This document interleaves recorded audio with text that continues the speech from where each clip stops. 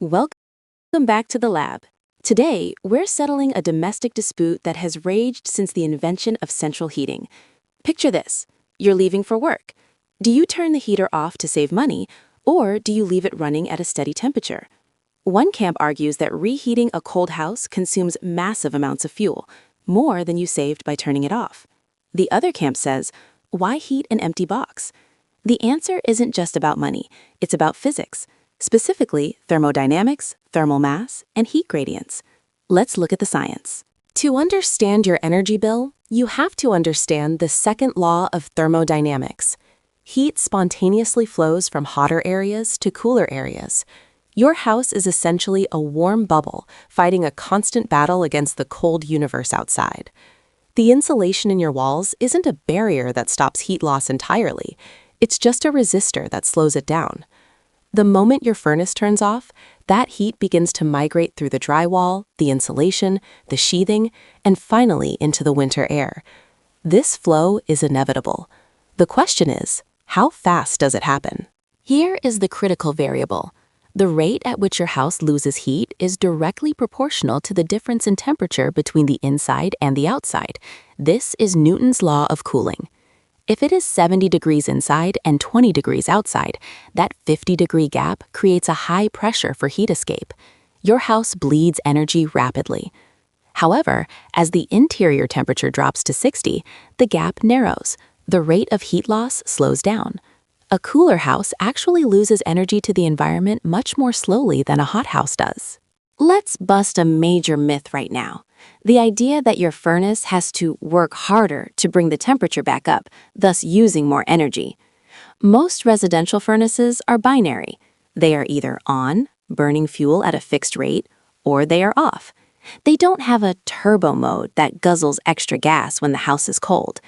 If you leave the heat on all day, the furnace cycles on and off repeatedly to maintain that high temperature gap we just discussed.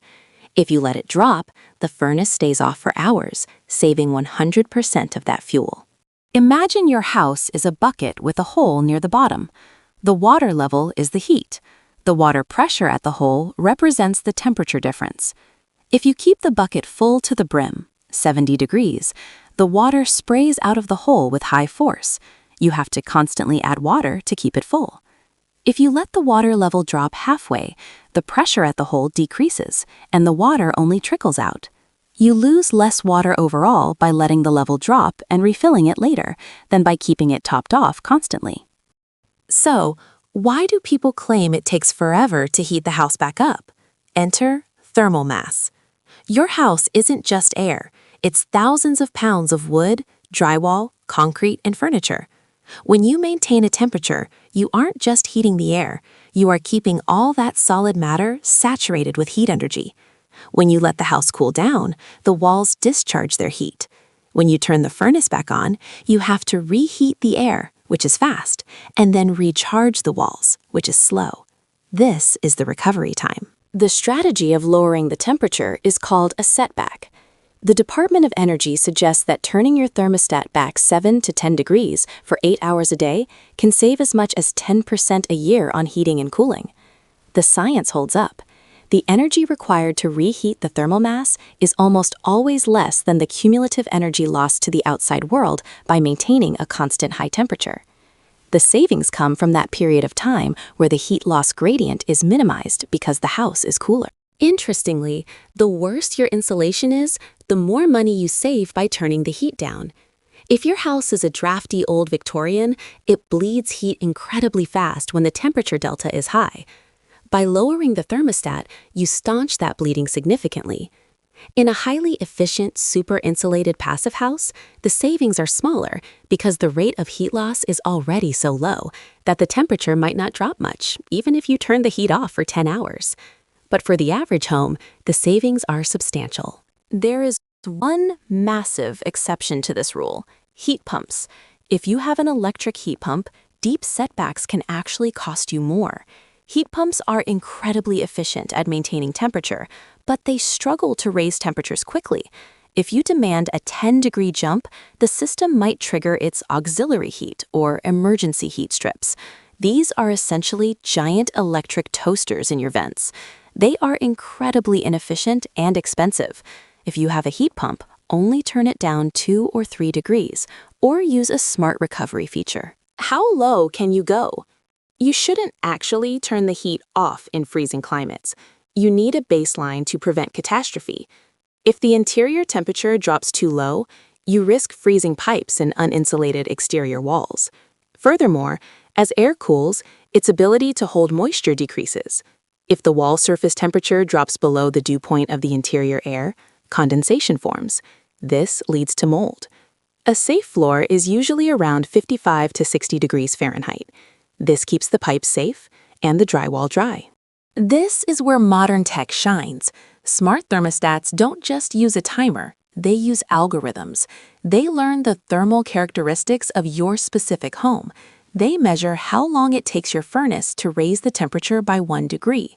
This allows them to calculate exactly when to start heating so that it's 70 degrees the moment you walk in the door. They maximize the time spent in that energy-saving cool zone without sacrificing your comfort. They effectively manage the physics of recovery time for you. We have to address the human element, mean radiant temperature. Even if the air is 70 degrees, if the walls and furniture are still 60 degrees from the setback, you will feel cold. Your body radiates heat towards cold surfaces. This is why a freshly heated room feels hollow or chilly compared to a room that has been at 70 degrees for days. If you are sensitive to this radiant loss, you might want to schedule the reheat cycle to start an hour earlier to give the solid mass time to catch up. Another approach to bypass the thermal mass problem is zonal heating. Instead of keeping the whole house at 70 while you watch TV in one room, keep the central heat at 64 and use a small radiant heater or an electric blanket right where you are.